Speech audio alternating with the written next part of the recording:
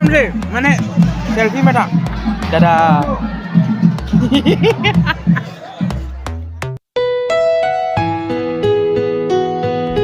সুপ্ৰভাত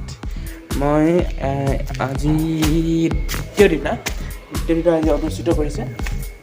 এতিয়া ওপৰলৈ আমি আপোনালোকক দেখুৱাই আছোঁ যে যিটো ষ্টেডিয়ামত আমি আছোঁ সেইটো মানে এতিয়াও বনাই আছে এতিয়া কিন্তু এতিয়ালৈকে মানে সম্পূৰ্ণ হোৱা নাই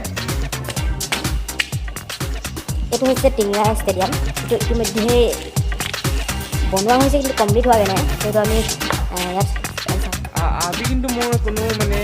অংশগ্ৰহণ কৰিবলগীয়া কোনো মোৰ প্ৰতিযোগিতা নাই তথাপি দৰ্শক হিচাপে যাম আজি আৰু কাইলৈ আছে ক্লে মডেলিং যিটো মই কৰিমগৈ তাত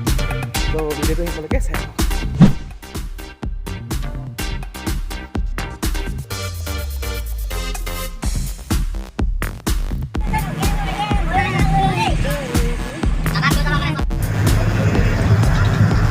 ভগাই দিব এনেকৈ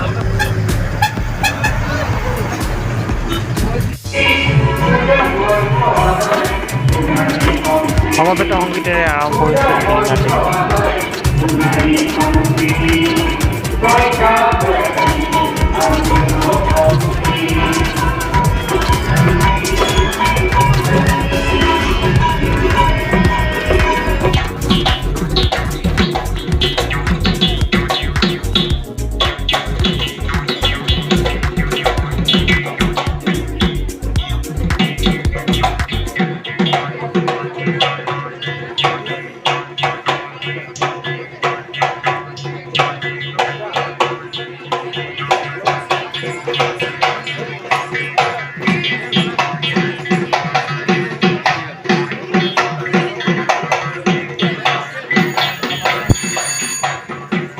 গগনা অনুষ্ঠান শেষ হোৱাৰ পাছতে আমি আহি গ'লোঁ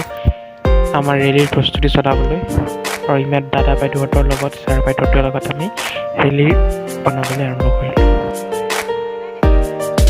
ৰেলীৰ প্ৰস্তুতিৰ বাবে সকলোৱে নিজৰ নিজৰ কামত ব্যস্ত হৈ আছিল আৰু মই আছিলোঁ কলপাতেৰে আখৰ বনোৱাত ব্যস্ত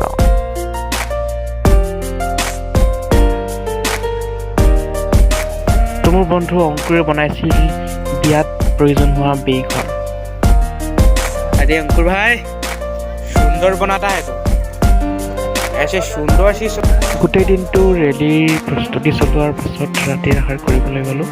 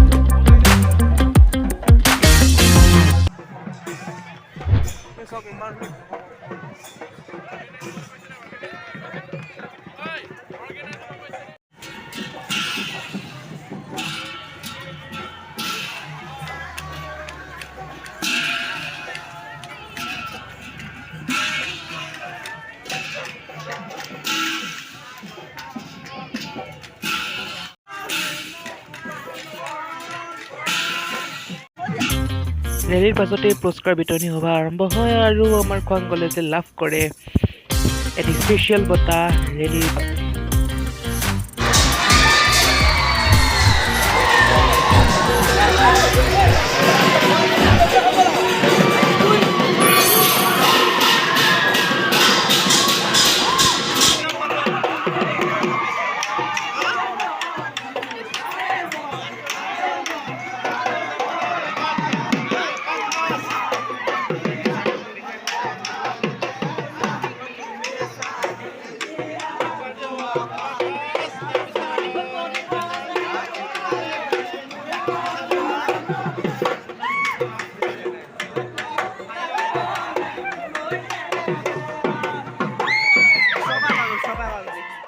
যুৱ মহোৎসৱৰ 4 দিনীয়া কাৰ্যসূচী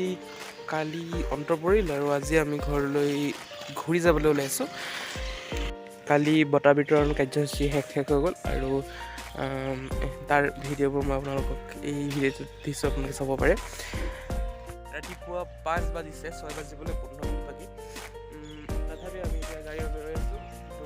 গাড়ীখন এতিয়ালৈকে পোৱা নাই।